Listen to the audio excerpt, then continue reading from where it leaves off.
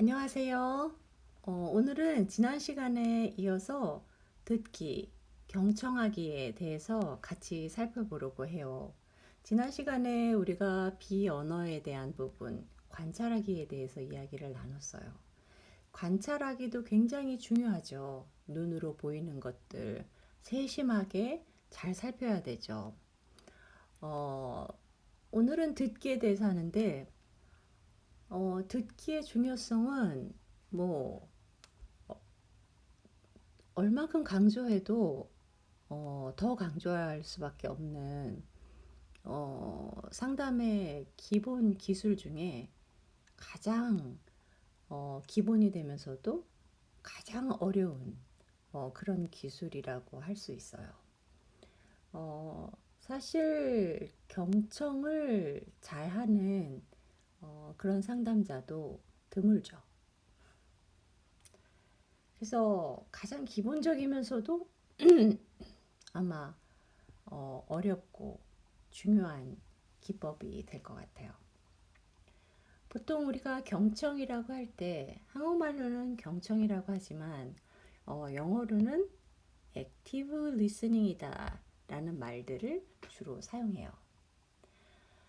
active, listening이면 가만히 앉아서 듣는 건데 왜 거기다가 active라고 이런 동사에서나 사용할 수 있는 것들을 그런 용어를 사용했을까요? 그거는 경청이 그만큼 정말 온 몸과 마음을 기울여서 듣는 굉장히 그러니까 가만히 신체적으로는 앉아 있지만 우리의 뇌 안에서는 많은 활동이 일어나는 굉장히 활발한 그런 활동이에요. 그래서 영어로는 active listening이라고 해요. 일반적인 대화에서는 여러분이 한 번도 아마 다른 사람의 말을 상담자가 들을 정도로 물론 그렇게 들어본 적도 있겠죠. 이 상담자가 듣는 방법은 조금 달라요. 일반적인 대화에서는 주로 사람들이 내 말을 하기 위해 듣죠. 내 말하고 네 말하고 네 말하고 내 말하고 이렇게 주거니 받거니 하면서 듣는데 대부분의 경우 상대방의 이야기를 잘 듣기도 하지만 그 다음에 내가 어떤 것들을 이야기하기 위해서 또 많이 듣죠. 상담은 굉장히 달라요. 상담은 순전히 누구에게 포커스가 맞춰져 있냐. 내담자, 내담자에게 초점을 맞춘 대화예요. 그래서 이 초점이 이 내담자를 떠나면 안 돼요. 이게 항상 명심해야 돼요. 그러면 이제 그냥 일반적인 경청의 자세는 어떻게 돼야 될까요? 잘 듣기 위해서는 진정성 가져야죠. 그때 우리가 지난 시간에 관찰 얘기할 때도 뭐가 필요하다 그랬어요? 관심이 필요하다 그랬죠? 관심이 있으면 자세히 주의를 기울이게 되고 주의를 기울이면 안 보이던 것이 보이게 되고 느끼게 되고 알게 되고 그죠? 그래서 경청도 역시 진정성을 가지고 그리고 또 하나 중요한 거는 이 도덕적 판단을 자제해야 하는 거예요. 그러니까 내담자가 어떤 말을 할 때 우리가 일반적으로 생각 어머머머 어머머 저럴 수가 아니면 어머머머 저런 일이 이렇게 생각이 사실 들 때도 있어요. 하지만 상담자가 해야 될 일은 어떤 내담자의 행위에 대해서 도덕적으로 옳다, 그르다 이렇게 판단하는 것이 상담자의 몫이 아니에요. 그래서 상담자는 가능한 이제 귀를 열고 마음을 열고 비판단적으로 듣는 거예요. 예를 들면 청소년이 왔는데 음주랑 12살, 12세 근데 벌써 음주, 술의 맛을 들이고 담배까지 피고 있단 말이에요. 어머, 이거 부모가 보면 크게 놀랄 일이죠. 상담자 선생님도 아이고 참 안타깝다. 하지만 역시 비판단적으로 들어야 된다는 거예요. 그러면 왜 경청이 중요할까? 듣는 게 왜 그렇게 중요할까? 들어야지 알죠. 안 들으면 몰라요.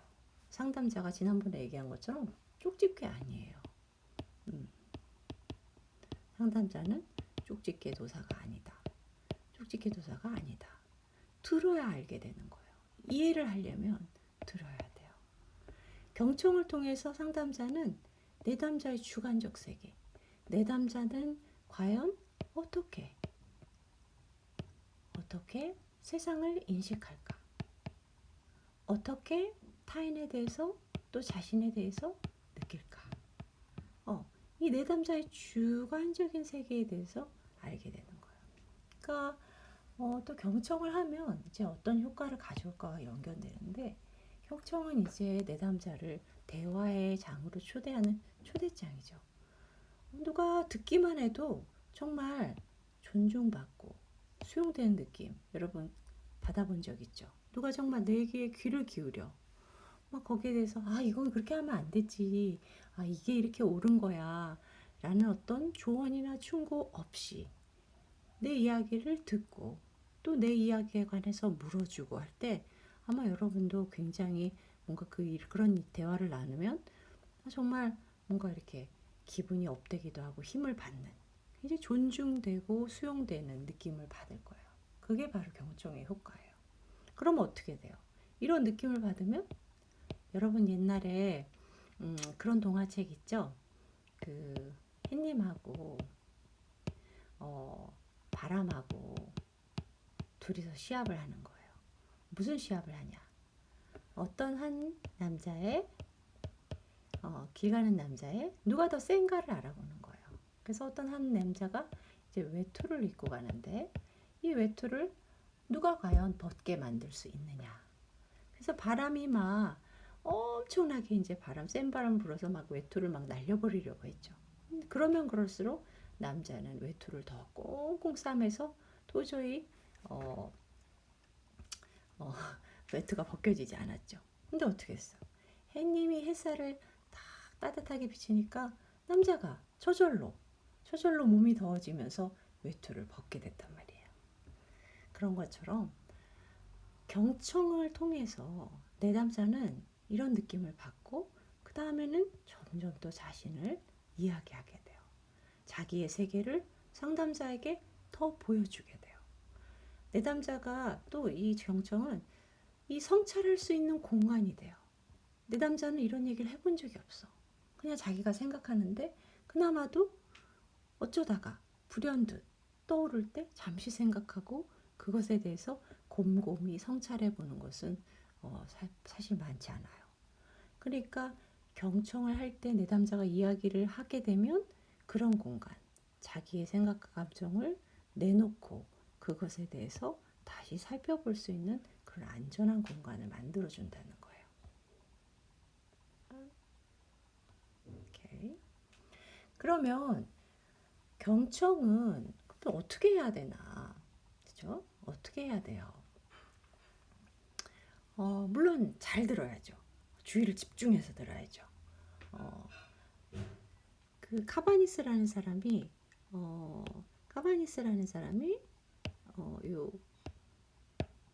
세 가지에 대해서 한번 얘기를 했어요. 근데 어쨌든 잘 들어야 돼요. 두루 듣기, 여과하여 듣기, 그리고 집중해서 듣기. 그럼 두루 듣기는 뭐냐? 처음에 들을 때는 그냥 어떤 하나에 초점을 맞추지 말고 어느 하나에 집중하지 않고 고르게 빠짐없이 듣는 거예요. 그러니까 그러니까 이제 이게 우리 꼭 독수리가, 우리 새들 있죠. 새들이 이렇게 하늘을 이렇게 나를 때 그 주변에서 새들이 이렇게 위에서 이렇게 떠다니면서 그 주변을 이렇게 맴돌잖아요. 그걸 이제 하버링이라고 하는데, 그런 것처럼 내담자가 이야기하는 것을 어떤 하나에 집중하지 않고 골고루 듣는 거예요. 그럼 이제 그 골고루 듣는 게 좀 되면 그 다음에 이제 여과해서 듣는 거예요. 뭘 여과해서 들어? 중요한 거를 이제 듣고 중요하지 않은 것은 배경으로 물러나는 거죠. 근데 이제 어떤 게 중요한 줄 아는가? 내담자가 강조하는 것들이 있어요. 반복해서 말하는 것들이 있고 반복해서 등장하는 주제가 있고 또 내담자의 감정이 많이 담겨 있는 주제. 이거는 무조건 중요해요. 내담자의 감정이 많이 담겨 있는 주제. 그래서 이렇게 듣는 거죠. 그 다음에는 진짜 초집중. 하나에 집중하는데 그 주제와 관련해서 자세하게 듣는 거예요. 예를 들어서 내담자가 뭐 예를 들어서 아까 뭐 예를 들어서 뭐 우울에 관한 부분이라고 하죠. 그러면 그 우울에 대해서 예를 들어서 뭐 언제 처음 우울을 경험했는지, 혹시 가장 기억나는 우울한 때가 있었는지, 그 가장 기억나는 그 우울한 때 그때는 상황이 어땠고, 그때 옆에 누가 있었고 없었고, 그때 나는 어떤 행동을 했고, 자세하게 듣는 거예요. 오케이. 그러면 여러분들이 많이 묻는 게 있어요. 교수님 뭘 들어야 돼요? 이제부터 잘 말해줄 테니까 잘 들어요. 내담자가 반복하는 이야기가 있어요. 반복되는 단어가 있어요. 예를 들어서 제가 참 부족하지만, 어떤 사람 얘기하다가 제 생각이 틀릴 수 있지만, 이런 말을 많이 하는 사람이 있어요. 제 생각이 틀릴 수 있지만, 제 생각이 틀릴 수 있는데, 아니면 좀 바보 같죠. 제가 좀 바보 같죠. 이런 말. 그러니까 내담자가 이렇게 반복적으로 말하면서 계속 추임새처럼 사용하는 것들이 있어요. 이런 것도 굉장히 중요하죠.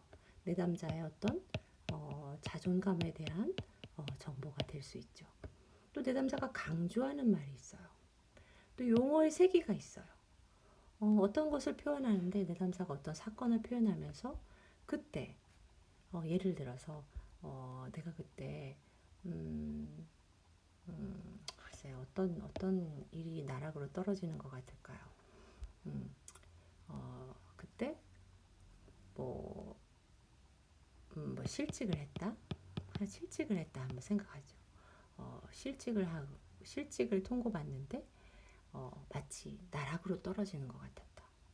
굉장히 강한 표현이죠. 실직하고 정말 너무 좌절이 되고 힘들었다. 라는 표현과 실직을 당했을 때 마치 나락으로 떨어지는 것 같았다. 그 강도가 다르죠. 그래서 그런 것도 들어야 되고, 또 이제 누락된 내용들. 이제 가족에 대한 묘사를 하는데 이런 거는 너무 비일비재하게 많아요. 아버지는 언급되지 않아요. 또 어떤 경우에는 형제가 여럿이 있는데 뭐 큰언니에 대해서는 언급이 되지 않아요. 다른 동생이나 뭐 작은 언니에 대해서는 언급하는데, 이런 것들도, 그러니까 내담자가 이야기하는 것도 중요하지만 내담자가 빼먹는 거, 이것도 굉장히 큰 의미가 있어요. 그러니까 이 사람과의 관계에 있어서 어떤 이제 역동이 있는 거죠. 그래서 이렇게 빼먹는 거, 그런 것도 들어야 돼요. 침묵도 들어야 돼요. 우리가 비언어할 때 침묵에 대해서 잠깐 얘기했던 것 같아요. 그래서 이제 이 침묵의 경우는 여러분들이 이제 축어록을 풀 때, 이 침묵에 대해서도 다 축어록에 기록을 해야 돼요. 내담자가 저는 요즘 기력이 없어요. 그리고 침묵, 뭐 10초 이렇게 기록을 하는 거예요.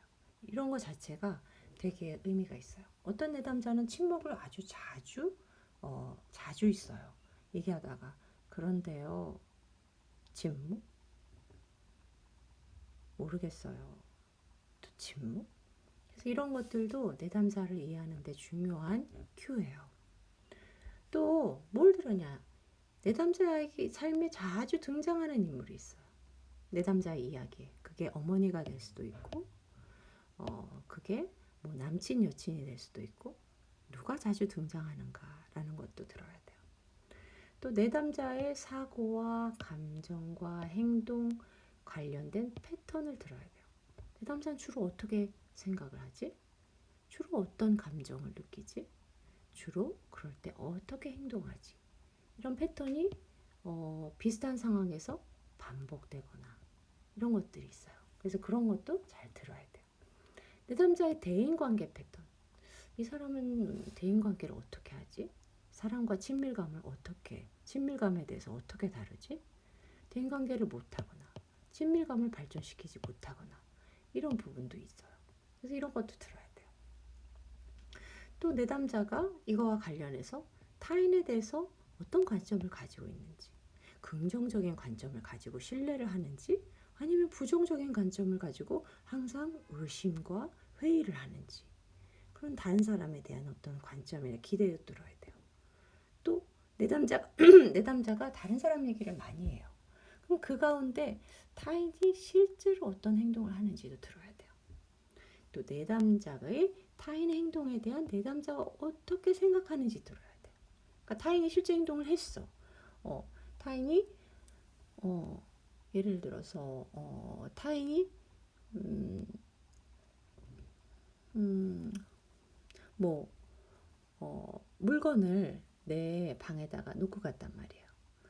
그것에 대해서 내담자가 어떻게 생각하냐? 아, 저 사람이 뭐 그냥 아무렇지도 않게 생각할 수도 있고, 아, 저 사람이 뭔가 칠칠 맞다라고 생각할 수도 있고, 아니면은 저 사람이 뭔가 나를 또 보고 싶은가?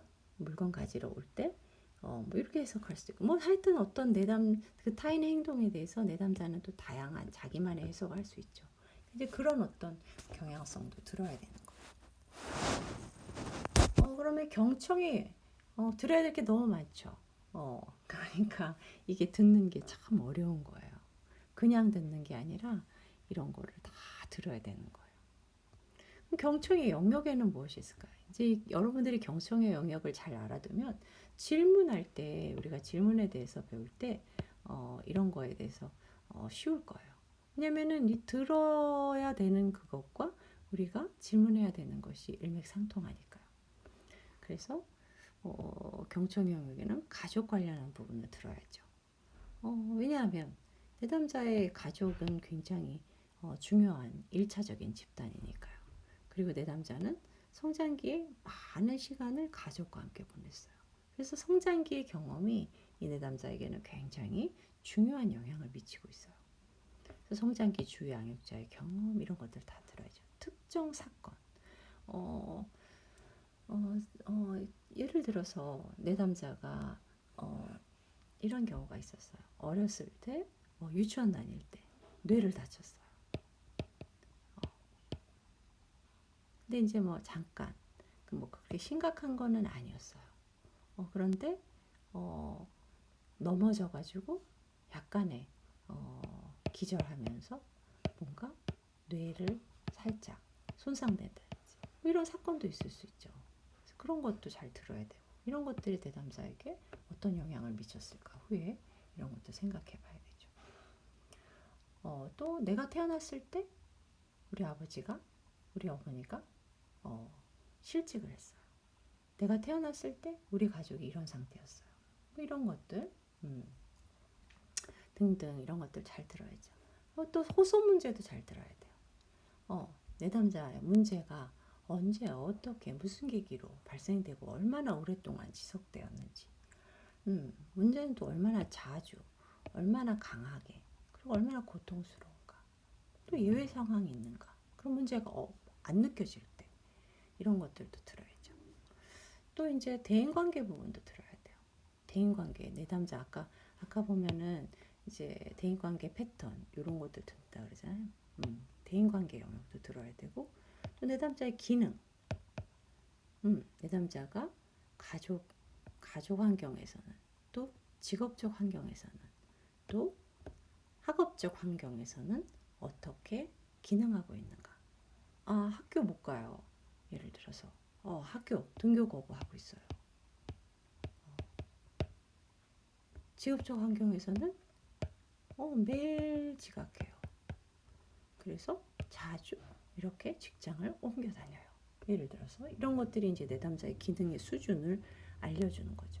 또 자원, 내담자가 어떤 자원을 가지고 있는가, 인적, 물적, 또 영적 자원도 있을 수 있죠. 내담자가 어떤 신앙생활을 한다면 그것이 교회일 수도 있고 성당일 수도 있고 뭐 절일 수도 있고 등등 내담자의 강점도 들어야 되죠.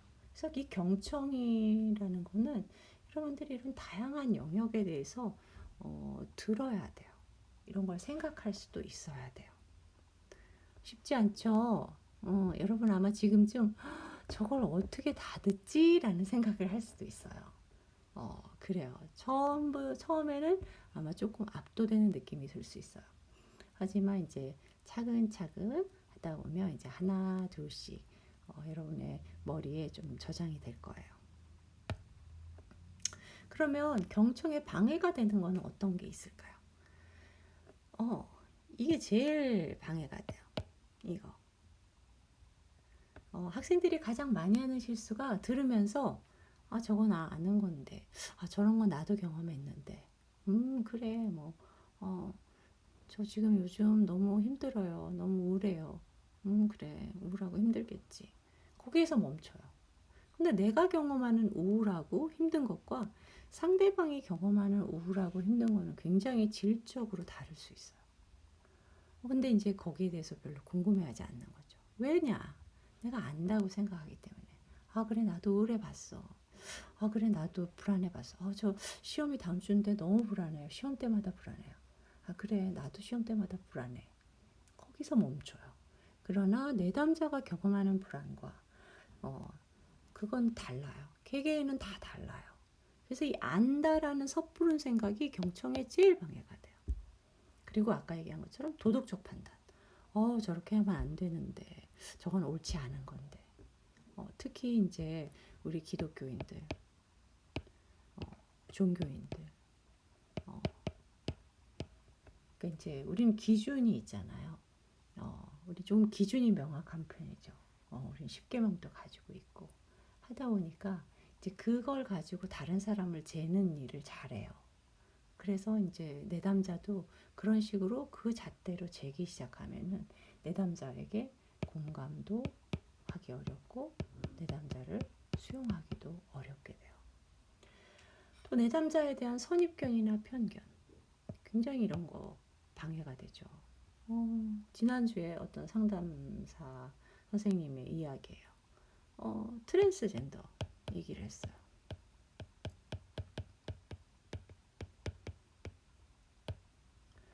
트랜스젠더가 상담을 온 거예요. 그랬을 때 거기에 대한 우리 선입견이나 편견을 또 가질 수 있죠. 트랜스젠더는 뭐 이런 사람들일 거야. 이런 사람들은 뭐 이럴 거야.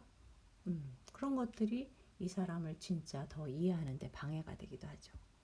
또는 내담자의 문제와 닮은 내 문제. 요것도 또 경청에 방해가 돼요.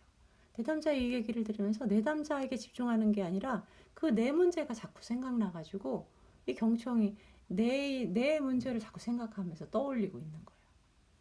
또 정서적으로 압도되는 거. 내담자가 너무 이제 어려운 얘기를 하니까 어떻게 하지? 어떻게 하면 좋아? 나도 모르겠어. 이런 생각이 들면서 정서적으로 그냥 압도가 돼버리는 거예요. 그러면서 이제 무기력해지죠. 내가 할 수 있는 게 내가 이 사람 과연 도와줄 수 있을까? 이런 생각이 들면서 그런 것 또한 경청에 방해가 돼요. 그 순간 이제 상담자는 귀를 충분히 열 수가 없게 돼요.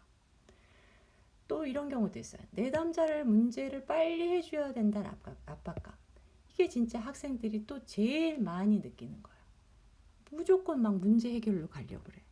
문제는 어려워. 막 해결해 줘야 될 것 같아. 그러니까 이야기는 자세히 들어보지 않고 이렇게 해야 된다, 저렇게 해야 된다. 이런 조언과 충고, 이런 쪽으로 나아가게 돼요. 조언과 충고. 상담에서 조언과 충고는 정말 필요한 경우에 가끔 사용될 수 있어요. 특별한 상황에. 그러나 일반적으로 조언과 충고를 남발한다. 그거는 적절치 않은 상담이에요. 뭔가 또 경청에 방해가 되는 거. 내담자가 말하고 있어. 근데 뭔가 내가 빨리 대답을 해줘야 될 것 같아. 이런 뭔가 내가 내담자 말 끝나면 내가 뭔가 말을 해줘야 되는데, 물론 이제 여러분은 트레이닝이 있기 때문에 내담자가 말을 끝나면 응답을 해야 돼요. 응답하라 1988. 응답해야 돼요. 이제 트레이닝상으로 그래요. 그러나 이제 상담이 진짜 진행되면 응답할 때도 있고 응답하지 않을 때도 있어요. 내담자가 스스로 이야기를 잘 진행하고 있을 때는 상담자가 끼어들지 않을 때도 있어요. 근데 어쨌든 이제 초급 상담자는 이제 조급함이 많이 느껴지죠. 뭔가 이제 이야기는 잘 안 들리고 뭔가 빨리 응답을 해야 될 것 같고 어쩌지 그러다가 내담자가 이야기하는 거를 다 놓쳐버려요. 그 이제 정말 이런 실수들을 비일비재하게 해요. 그래서 여러분들이 잘 한번 생각해 보세요. 내가 이제 여러분들 이제 많이 상담 연습을 할 텐데 어떤 것들이 경청에 방해가 되는지. 오케이. 그럼 마지막으로 다음에 이제 활동을 한번 해보세요. 다음에 독백을 읽어보고 이거를 두루 들어보는 거예요. 이걸 두루 들어보고 좀 여과해서 들어보고 두루 들어보는 거. 그걸 한번 해봐요. 뭐가 들리나? 여러분들은 이걸 들으면서 무엇이 들립니까?